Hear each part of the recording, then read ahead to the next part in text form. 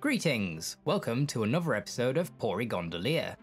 Today's challenger from my very first solo run on the channel is the Guardian of the Seas, Lugia, who completed the game at level 55 in 3 hours and 45 minutes. And yes, that means both our challenger and our opponent are from future games. But therein lies the joy of ROM hacking.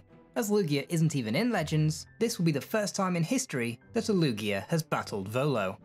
Apparently, a light fluttering of Lugia's wings is enough to blow apart a house. A full flap is said to trigger a 40-day storm. As you can imagine, traits like these aren't great for keeping friends, and after a series of very windy incidents, it now spends its days sulking at the bottom of the sea. If that sounds like a sad backstory, just wait till you find out it's not even a water type. Since the pilot episode of Solo Volo, the man himself has gone through quite a few changes. Notably, his AI has been souped up to the max, and he now has full restores. Aside from that, I can't wait to show you Giratina's new transformation sequence. But let's not get ahead of ourselves. Like last time, I want to dive right in and see how Lugia does with its post-league stats and moveset. First up is Spiritomb, who is tremendously slow, but has almost no weaknesses. Spiritomb comes with Dark Pulse, which means that Lugia's primary typing Psychic, while very useful for the base game, is now a liability. After getting past the first hurdle by the skin of its 2 teeth, we now have to face Roserade, and this is the one and only part of the fight where Psychic is actually a positive. When Togekiss emerges, I try to ground it with Thunderbolt, but it's not even close, and that is the end of that. Okay, so as expected, post-league Lugia is definitely not ready for Volo. The first thing I want to do is to relearn Recover. In case you didn't know, it's actually possible to relearn moves in Gens 1 and 2 by using Stadium 2, but as I don't have an N64, I get by telling this guy I already did it, but didn't get to learn a move. Back into the fight, and I noticed last time that Aeroblast was quite a bit better than Ice Beam, but that's not terribly surprising, as Aeroblast is tremendously broken in this game. The reason being is that it has an increased chance to get a critical hit. In any other game, this will get you a decent number of crits. In Gen 1 on a Lugia, try 99.6%. Couple that with Flying type Stab and a power of 100, and you get a move that is truly devastating. In the last round, I lost to Togekiss as I only had 4 HP, but this time, it doesn't seem particularly scary at all. Next up is Hisuian Arcanine, and this is the only Pokemon on his team that actually resists Aeroblast. See? And Arcanine is a terrible place to choose the wrong move, as it has 2 attacks straight from Lugia's nightmares, Rock Slide and Crunch. And while I do my best to hang on with Recover, I'm fighting a losing battle. Oh, maybe not? No.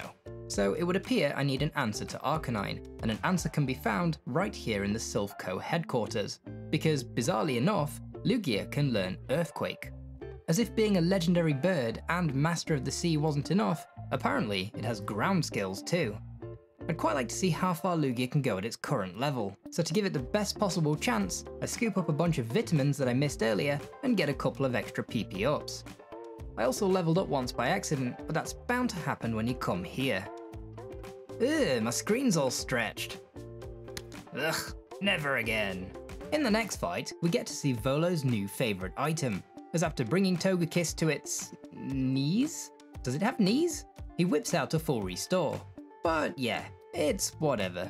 When Arcanine comes out, this time Lugia is ready, and by shaking the ground under its feet, we bring it down in 1. Not sure if the crit mattered there or not, but a win is a win. Earthquake is great for Lucario too, although not enough to finish it off before it uses Crunch. Yeah, 3 of his Pokemon have Dark type moves. Perhaps he's heard rumours about Gen 1 Mewtwo and is overcompensating. Garchomp has its own critical hit inducing move, also with max odds. And while I can beat it easily with Ice Beam, it's always a good idea to recover here if possible, ready for what is coming. Ice Beam surprisingly falls a bit short, and Lugia tells me it's had enough of using Recover. So we finish the job with Earthquake, and that's Volo defeated. Well, except for the small matter of Giratina. Strike him down! Giratina is filled with terrible might, which equates to a 50% boost to all of its stats. I did a bit of number crunching, and that works out to an effective base stat total of 833. So basically, cheating. I'm not sure what it's going to do, so I lead with Recover and it outspeeds me with a Dragon Claw, which quickly becomes a theme. In fact, due to Giratina having the same AI as Volo, and 3 of its attacks being useless or basically useless on Lugia, it's only going to use Dragon Claw. This seems like a great situation, but even though it's neutral damage, it hits pretty hard. And when I finally launch an Ice Beam, well, you call that super effective? I was certain that Ice Beam was the way to go, but just to be sure, let's see what Aeroblast does. Okay, that's definitely a little better. However, this is as far as we go. After a couple more tries, it's clear that this is not happening. I can't even run from the battle, so I'm gonna have to leave it up to Paris. Go on Paris, you can do it! And before you ask, I am not doing Paris versus Volo. Well, unless this video gets 46 likes. Please don't like this video. No, really, please don't.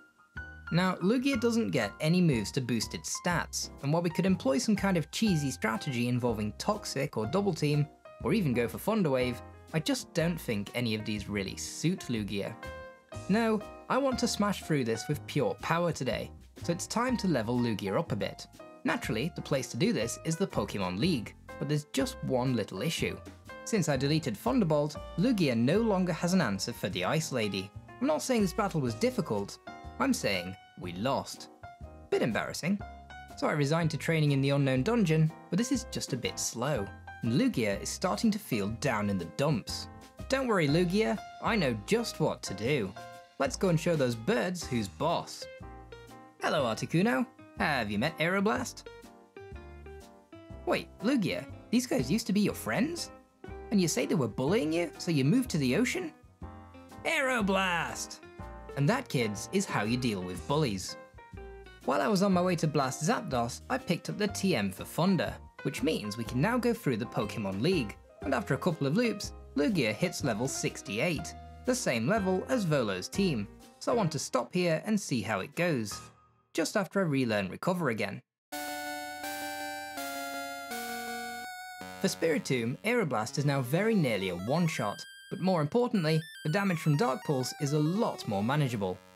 I haven't said much about Roserade so far, but in some of the attempts I've skipped over, it poisoned Lugia with its Poison Jab, ultimately resulting in a loss, and it uses this move every turn, so it's crucial to take it out straight away.